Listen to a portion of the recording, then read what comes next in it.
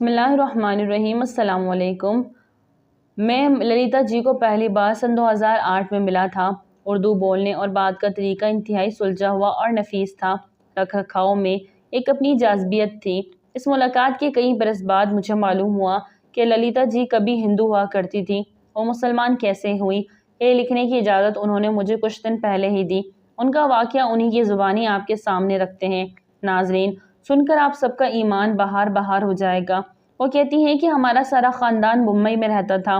میرے والد وی وی ناتھ کرنی civil property for focus production کے لیے کام کرتے تھے اور انہیں تقسیم ہند کے بعد لاہور تعینات کر دیا گیا تھا۔ ہم 2 بہنیں تھیں۔ والد صاحب ہم کو لاہور لے آئے۔ 60 کی دہائی میں ہمارے گھر لاہور کی اہم شخصیات آتی رہتی تھی۔ بھارت سے آنے والی نامور شخصیات اور کرکٹرز کا ہمارے گھر آنا جانا لگا رہتا تھا۔ ہم دونوں بہنوں کی شادی والد صاحب نے ممبئی میں کی تھی۔ شادی کے کچھ عرصے بعد میرے ہاں بیٹی کی پیدائش ہوئی اور اس کا نام چنچل رکھا گیا، لیکن چنچل ابھی 3 سال کی تھی کہ مجھے طلاق ہو گئی۔ میرے والدین تب تک لاہور میں ہی تھے۔ میرے خاوند کو بھی میرے ساتھ لاہور بھیج دیا۔ میں 1-2 برس تھی، افسوس کے مارے گھر پر ہی پڑی رہی۔ میرے والدین بہت ہی پریشان رہتے تھے۔ اس دوران انہوں نے اپنے کسی دوست سے بات کی اور مجھے لاہور میں حکومت پنجاب کے ہینڈی کرافٹس کی شعبے میں نوکری مل گئی۔ اس کے بعد میں مصروف رہنے لگی۔ گھر والے خوش تھے کہ میرا دل لگنے لگا ہے۔ یہ شاید 1962 کی بات تھی کہ خانہ کعبہ کی غلاف چڑھانے کی باری پاکستان کی تھی۔ غلاف کعبہ بنانے کی ذمہ داری ہمارے شعبے کو ملی۔ یہ میرا شعبہ تھا، لیکن میں ہندو تھی۔ نگرانی کا کام تو میرا ہی تھا، لیکن مجھے کسی چیز کو ہاتھ وغیرہ لگانے کی اجازت نہیں تھی۔ مجھے بڑی اچھی طرح یاد ہے کہ غلاف بنانے کے لیے جتنی بھی لڑکیاں آتی تھیں سبھی نوجوان تھیں اور قرآن کریم کی تلاوت کرتی تھیں۔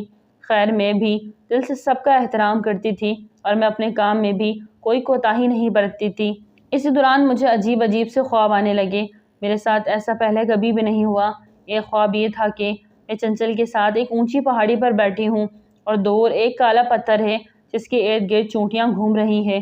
پھر ایک خواب آیا کہ میں مسلمانوں کے شہر مدینے میں ہوں اور میں نے نبی پاک صلی اللہ علیہ وسلم کا سایہ دیکھا، لیکن میری ہمت نہیں تھی کہ میں روشنی کی طرف آنکھ اٹھا کر بھی دیکھ سکوں۔ ہمارے ایک جاننے والے اور خوابوں کی تعبیر بتانے کے حوالے سے وہ بہت مشہور تھے۔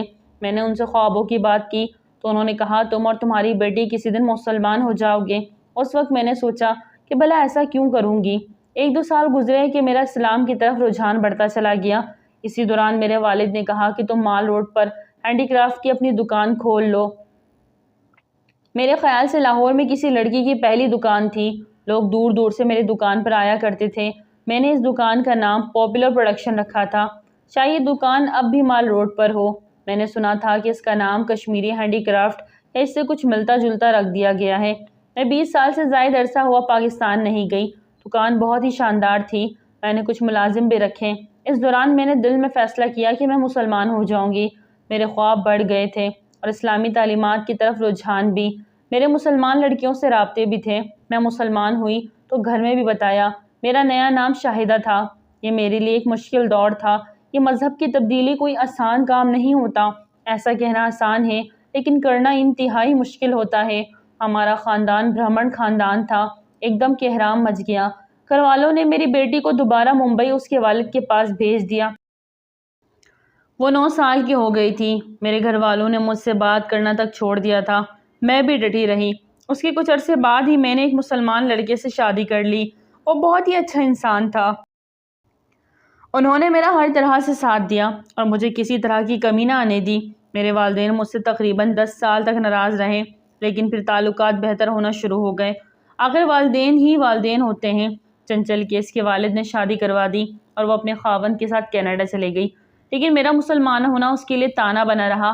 آخر یہ ہوا کہ 28 سال کی عمر میں اسے بھی طلاق ہو گئی۔ کوئی اور وجہ بھی ہو گئی ہوگی، لیکن چنچل کا اسے مسلسل میرے مسلمان ہونے کے تانے دیتا رہتا تھا۔ طلاق کے بعد چنچل ممبئی واپس آ گئی۔ میری اس سے بات ہوئی تو میں نے اسے دوبارہ لاہور بلوا لیا اور وہ بھی پھر مسلمان ہو گئی۔ میرے خوابوں کے بعد شاید چنچل کو بھی یقین تھا کہ ایک روز وہ بھی مسلمان ہو جائے گی۔ ہم نے اس کا نام نادیہ رکھا۔ میرے خاوند کے رشتہ دار ذوالفقار علی بھٹو کے ساتھ تھے۔ جب جنرل ضیاء الحق نے بھٹو کو پھانسی دی تھی، میرے خاوند کے خاندان بھی ڈرا ہوا تھا۔